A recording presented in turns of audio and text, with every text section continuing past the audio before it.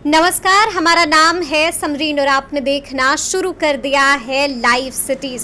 देखिए, लोकसभा चुनाव के तारीखों का ऐलान हो गया है और बीते दिन भी हमने आपको बताया था कि एनडीए और महागठबंधन में भीतर ही भीतर सब कुछ तय हो गया है। हमने आपको बताया था कि सीट शेयरिंग का फॉर्मूला भी तय हो गया है और ये भी तय हो गया है कि आखिर उम्मीदवार कौन होंगे। देखिए, हमने आपको ये भी बताया था बीते दिन की चर्चा में कि एनडीए के कई सारे ऐसे विधायक हैं जो लोकसभा चुनाव लड़ना चाहते हैं, जो एनडीए का साथ छोड़ सकते हैं और महागठबंधन का हाथ थाम सकते हैं। और देखिए, बीते दिन एक और चौंका देने वाली खबर आई थी।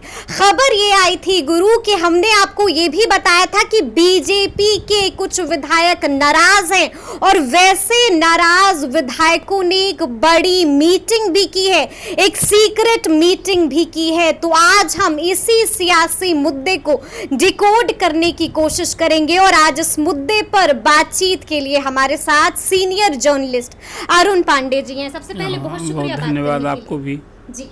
अरुण जी, जैसा कि अभी मैंने बताया कि बीते दिन एक सीक्रेट मीटिंग हुई थी और ये सीक्रेट मीटिंग बीजेपी के कुछ नाराज विधायकों की हुई थी।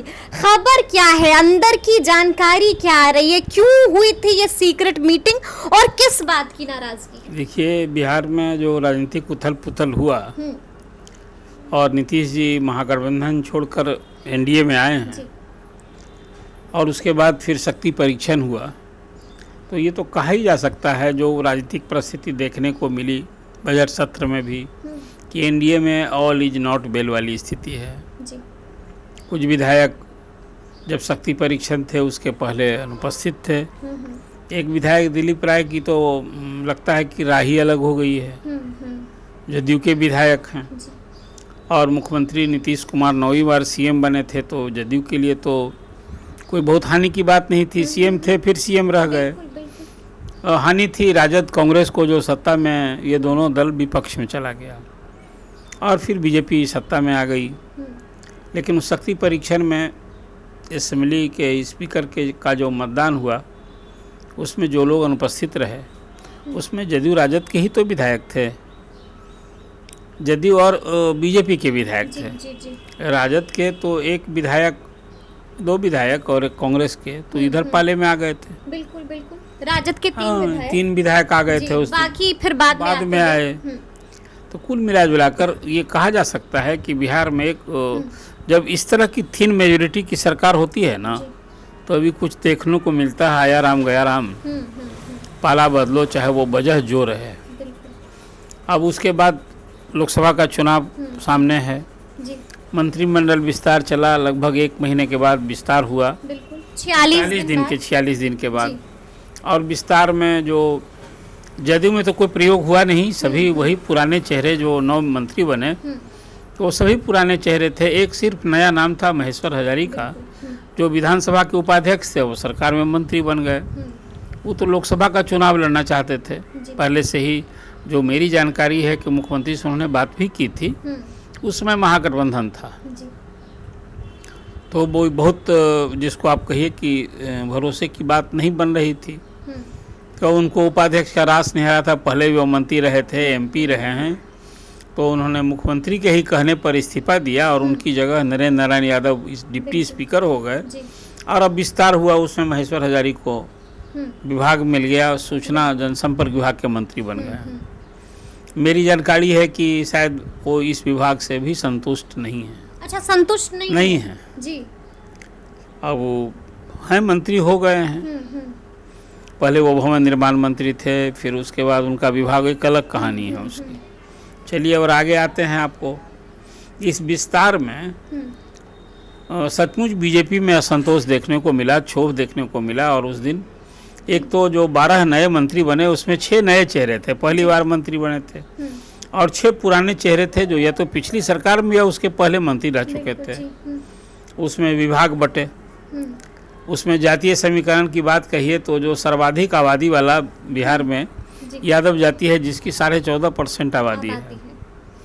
और नीतीश कुमार ने जातीय सर्वे कराया था। ये लोग सभी नारा लगाते थे तो वो राजद जदयू कि जितनी जिसकी आबादी उतनी उसकी हिस्सेदारी। सर्वाधिक आबादी वाला जो यादव है वो इस बार उसको झटका लगा। बिल्कुल वो तो इस मंत्रिमंडल विस्तार में साफ हो गया। बिल्कुल बीजेपी की तरफ से हाँ, जी नहीं दोनों एक ही हैं। 14.5% आबादी वाला जो जात है उसका एकमात्र प्रतिनिधि आज ये नीतीश कैबिनेट में है, वो विजेंद्र यादव। विजेंद्र यादव जी। तो एक चर्चा होने लगी कि कहाँ ये जितनी जिसकी आबादी हिस्सेदारी गायब। बिल्कुल रही बात कि भूमिहार एक दबंग जाति है, रूलिंग कास्ट रहा है। दो तो थे पहले से, डिप्टी सीएम विजय कुमार सिन्हा और विजय कुमार चौधरी थे, लेकिन इस विस्तार में उन्हें कोई किसी को जगह नहीं मिली तो हुआ कि भूमिहार हाफ हो गए। जी जी जी। पिछली सरकार में उनका प्रतिनिधित्व ज़्यादा था।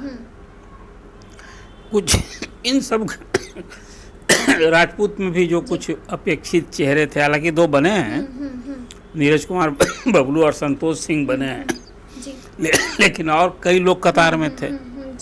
उसमें 4 बार के विधायक ज्ञानू सिंह थे, जनक सिंह थे, राजू सिंह हैं, ऐसे कई विधायकों के नाम हैं। और कुछ विधायक जो दल में विभिन्न कारणों से असंतुष्ट थे, ऐसे भी विधायक। मंत्री कौन नहीं बनना चाहता है? जो विधायक बनता है वो मंत्री बनना चाहता है, मंत्री जो है मुख्यमंत्री बनना चाहता है। यही तो सीढ़ी है राजनीति में ऊपर जाने की। तो कल जो आपने अभी भूमिका में बात की कि कल उसको गोपनीय बैठक कहिए, जोन बैठक कहिए, पहले तो बिहार के प्रभारी हैं विनोद तावरे, जो जनरल सेक्रेटरी भी हैं, उनको कई लोगों ने फ़ोन पर बात करके आप समझिए कि उन्हें भी खरी खोटी सुनाई। अच्छा, मतलब इन नाराज विधायकों ने खरी खोटी सुनाई विनोद तावड़े को? हाँ, विनोद तावड़े को खरी खोटी सुनाई जी। एक तो यादवों का जो प्रतिनिधि नदारत हुआ है, इसको लेकर उन्हें लोगों ने अपनी नाराज़गी जताई। और विधायक जो कई हैं, जो नाराज विधायकों ने, अब वो तो जो भरोसे की जानकारी है, जो बात बता रहे हैं कि 1-2 विधायकों से तो तुम तराक हो गया। अच्छा, विनोद तावड़े का? हाँ जी। और वो बताया गया कि भी अब आपने कैसे ये किया है, ये सब पूछा आपके इससे हुआ है, आप बिहार के प्रभारी हैं, क्या चाहते हैं? अभी जब वोट लेना होता है, सरकार बनाना होता है, तो विधायक एमएलए की भूमिका का महत्व है, और जब सरकार बनानी होती है तो उसमें विधान परिषद से 5 एमएलसी इस बार हो गए। पहले से ही नीतीश कुमार, सम्राट चौधरी, ये सब विधान परिषद के हैं, नए नाम में भी जुट गए। और उसमें मंगल पांडे भी हो गए, हरी सहनी हो गए, संतोष सिंह हो गए, दिलीप जायसवाल हो गए। तो कुल मिला जुलाकर 12 रही परिषद वालों की। इसको लेकर भी भाजपा विधायकों में एक नाराजगी थी। और अब वो मुझे लगता है कि जब विनोद तावड़े बिहार आवेंगे तो फिर उन्हें कुछ ऐसे विधायकों का संतोष का स्वर जो अभी उनको सुनने को मिला है, विरोध प्रदर्शन भी हो सकता है। विरोध प्रदर्शन भी हो सकता है विनोद तावड़े के खिलाफ, इसे इनकार नहीं कर सकते हैं। एक सबसे बड़ी चिंता की बात है कि अब चुनाव सिर पर है, चुनाव तारीखों की घोषणा हो गई है, और 17 सीट बीजेपी जीती हुई है। पिछले चुनाव में 39 सीटें जीती हैं, और अभी फिर इस जीत को दोहराना, लक्ष्य तो सभी 40 है। फिलहाल ये मुझे लगता है जो बिहार की राजनीतिक तस्वीर है, 39 सीट जीतना असंभव है। अब तक मैं तो कठिन कह रहा था, 39 सीट जीतना असंभव है। अब आपने इम्पॉसिबल भी कह दिया। हाँ, अब जो कोई विरोध, देखिए विधायक एक ताकत होते हैं, एक पार्लियामेंट में 6 एमएलए होते हैं, और यदि दल के विधायक का ही इस तरह से असंतोष हो तो क्या वो दधीची बनेगा? कितनी ताकत लगाएगा अपने दल के लिए? तो ये मैं मानता हूँ कि कल होकर ठीक है, आप जो लोग आज जिस तरह से मूड में हैं, तो कल उन्हें अब टिकट की भी परवाह नहीं होगी। कहीं और रास्ता आपने अभी, वो भी एक सवाल अभी आपके सामने है कि कुछ पाला तो अभी असेंबली के अंदर बदले हैं, फिर पाला खुले, अभी तो पाला भी बदले हैं, मेंबर भी बने हुए हैं। कुल मेंबर को त्याग करके भी पाला बदलेंगे और दूसरे दल का टिकट लेकर चुनाव भी लड़ेंगे। जो भी बेटिकट हो जाएंगे उनके लिए भी तो कोई चारा ही नहीं रहेगा। कुल मिला जुलाकर मैं ये अभी कह सकता हूँ आपसे कि जो तस्वीर मंत्रिमंडल विस्तार के बाद उभरी है, तो कहा जा सकता है कि सत्तारूढ़ राजग में ऑल इज नॉट वेल, और एनडीए में, हाँ एनडीए में कोई ऑल इज नॉट वेल है। और जो जदयू और बीजेपी के विधायकों में जो असंतोष देखने को मिला है बजट सत्र से ही, और फिर जो बैठकों का सिलसिला है तो बढ़ता ना है। मतलब आप कह रहे हैं कि इसके बाद और भी मीटिंग हो सकती है? एक विधायक के घर जो पूर्व मंत्री हैं जी उनके घर राय परामर्श हुआ, लोग बैठे जी, और दूसरे विधायक के घर भोज हुआ। बिल्कुल। तो अभी तो ये शुरू हो गया है। अब जो आगे और भी इस तरह की मीटिंग संभव सिलसिला चलेगा ना। देखिए असंतुष्टों की जमात जी ऐसे ही बढ़ती है, सबके अपने कारण हैं। और पूर्व में वही कहा मैंने कि एक विधायक तो मंत्री बनना चाहता ही है ना, चाहता है। और हर लोग चाहता है कि हमें भी जगह मिले। तो कुल मिलाजुलाकर जो तस्वीर उभरी है ये कल से जो एक सिलसिला शुरू हुआ है, मुझे लगता है कि सिलसिला थमेगा नहीं। और जब अब अभी सम्राट चौधरी के लिए भी बड़ी चुनौती है। बिल्कुल अभी पार्टी के प्रदेश अध्यक्ष हैं, डिप्टी चीफ मिनिस्टर हैं, और अपने असंतुष्ट विधायकों को कैसे संभालते हैं, एक बड़ा चैलेंज होने वाला है उनके सामने। चैलेंज होने वाला है। देखिए विनोद तावरे के लिए भी अब अग्नि परीक्षा है, इसलिए कि विधायकों के विरोध के स्वर उनके कान तक गूंजे हैं। फोन चला गया है। हाँ, फोन गया, उनसे बातें की लोगों ने, और वो मैंने आपसे कहा किसी एक दो विधायकों से तो वो जो हाँ ये कहाँ तक हो गया है। तो जब ये स्थिति आ पड़ी हो, मतलब कि बात अब बहुत आगे बढ़ चुकी है, भैया गंभीर हो चुकी है। विरोध का स्वर यदि बढ़ेगा तो कहीं फिर क्या विस्फोटक। तो क्या अब इनको मनाने की भी कोशिश होगी? अभी तो सभी नाराज हैं, मनाने की कोशिश तो भरसक करेगी ना पार्टी। अभी दूसरे ही दिन विस्तार के बाद सम्राट चौधरी का बयान आया स्पेसिफाई करने के लिए कि भाई जो छूट गए हैं, अभी तो 36 मंत्री बनाए जा सकते हैं, अभी तो 30 ही बने हैं। तो 6 पद हैं खाली अभी। अब तो यही चीज को इस आस में फिर कोई मंत्री बने तो संभालने की तो पार्टी कोशिश होगी ही। कर रही है, बिल्कुल। अच्छा, बीते दिन हमने आपसे चर्चा की थी और आपने बताया था कि कई ऐसे विधायक हैं एनडीए के जो इस वक्त नाराज चल रहे हैं और लोकसभा चुनाव लड़ना चाहते हैं, और बहुत मुमकिन हो सकता है कि एनडीए का साथ छोड़ दें और महागठबंधन का हाथ थाम ले। कौन कौन से ऐसे विधायक हैं अरुण जी जो इस वक्त नाराज चल रहे हैं और महागठबंधन का हाथ थाम सकते हैं? बिहार में 40 में 39 सीटें एनडीए की जिम्मे है जी। तो इसमें तो अब किसी को एकोमोडेट करना है, सिटिंग गेटिंग भी होगा। तो कोई विधायक एमपी जो सिटिंग है उसको काट के कोई विधायक को मिलने जा रहा है, अभी फ़िलहाल मुझे कहीं ऐसी तस्वीर नहीं दिख रही है। लेकिन जो सचमुच लोकसभा का चुनाव लड़ना चाहते हैं तो उनको कहीं स्पेस चाहिए स्पेस। जो मुखर होकर बोल रहे हैं कि हमें तो लड़ना है, वो तो एनडीए में, आरजेडी में, माने उस महागठबंधन फोल्ड में है, वहाँ 39 सीटें हैं। एक सीट है सिर्फ, वहाँ सिटिंग गेटिंग होगा, कांग्रेस के जावेद किशनगंज से जीते थे। बाकी तो 39 सीटों में भले राजद जितनी सीट लड़े, आपने देखा नहीं कि अभी चचा भतीजा में असंतोष हुआ और वहाँ एनडीए से कहीं ना कहीं पारस के लिए कठिन मुश्किल हो गया एकोमोडेशन। तो इधर से ऑफर भी अखबार में आपने देखा कि मीडिया में कि खुला ऑफर मैंने आ जाइए इधर। अभी इस तरह से जो उधर बगावत करके आने वाले लोग हैं, ये तो चुनाव की स्ट्रेटजी होती है और एक मैसेज भी होता है कि भाई देखिए सत्तारूढ़ दल का विधायक पाला बदल के जा रहा है विपक्ष में, मतलब लगता है कि हाँ हालत कुछ भविष्य कहीं सुरक्षित नहीं, हालांकि वो अपना भविष्य संवारने के लिए ऐसे लोग जाते हैं। तो अब एक डॉक्टर संजीव की चर्चा है कि वो खगड़िया से चुनाव लड़ेंगे, उन्होंने तो घोषणा भी कर रखी है। तो अभी तो जदयू में है, जदयू में बात नहीं बनेगी तो जो इतनी है इधर भी आ सकते हैं, कौन इनकार करेगा। दूसरा दिलीप राय की बात तो मैंने आपको बताया ही कि बजट सत्र में जिस दिन से वो अभी चर्चा है कि सीतामढ़ी से चुनाव लड़ेंगे, जदयू की सीट है। नीतीश कुमार ने पहले जिस दिन अध्यक्ष बने थे कोई पहली घोषणा उन्हें कर दी, वो राष्ट्रीय परिषद की बैठक में दिल्ली में ही कर, हाँ, कि देवेश चंद्र ठाकुर वहाँ उनके कैंडिडेट होंगे, जबकि वहाँ सिटिंग एमपी आज भी है ना वहाँ सुनील कुमार पिंटू, तो बिना कहे उनका पत्ता कट गया। और आपको भी याद होगा पिछली बार वो बोरो प्लेयर थे, बीजेपी के नेता थे, मंत्री थे, पर्यटन मंत्री थे, उधर गए थे। और कई ऐसे हैं, लेकिन अभी कोई पाला बदल के फिर कोई बीजेपी जदयू से और उस पाले में जा रहा है, अभी थोड़ा इंतज़ार करना होगा। और कौन कौन लोग संपर्क में, अभी तो गोपनीय मीटिंग न होती है। लोग एनडीए का सूची आ जाने दीजिए। आज मुख्यमंत्री दिल्ली गए हैं और मुझे लगता है कि कल परसों 2 दिन वो दिल्ली में, इस बार वो निर्णायक यात्रा उनकी इस अर्थ में है कि सीट शेयरिंग का फाइनल होगा, सीट और कैंडिडेट तय हो जाएगा। और जो अभी तक चिराग ने भी कहा था कि उनकी बात हाजीपुर से बन गई, विजय मुद्रा में तब तो तस्वीर न हो जाएगी कौन सीट। उनको मिला और कहाँ कहाँ उनका कैंडिडेट होगा कि फिर क्या होगा, क्या नवादा का होगा, जी नवादा कौन होगा, खगड़िया कौन होगा, और फिर पारस भी जो खुद और उनके साथ 2 MP हैं, बिल्कुल जी। वो कहाँ जाएंगे।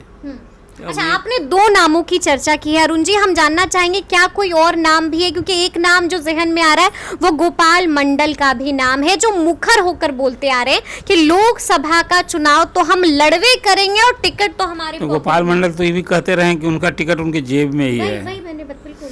तो इतना यदि वो घोषित किए हुए हैं, उन कितना कॉन्फिडेंस है, वो नीतीश जी के बूते भरोसे बोल रहे हैं या क्या आधार है कि कल हो के जब इतना ही है वो अपने पाले में लदे किधर जाएंगे।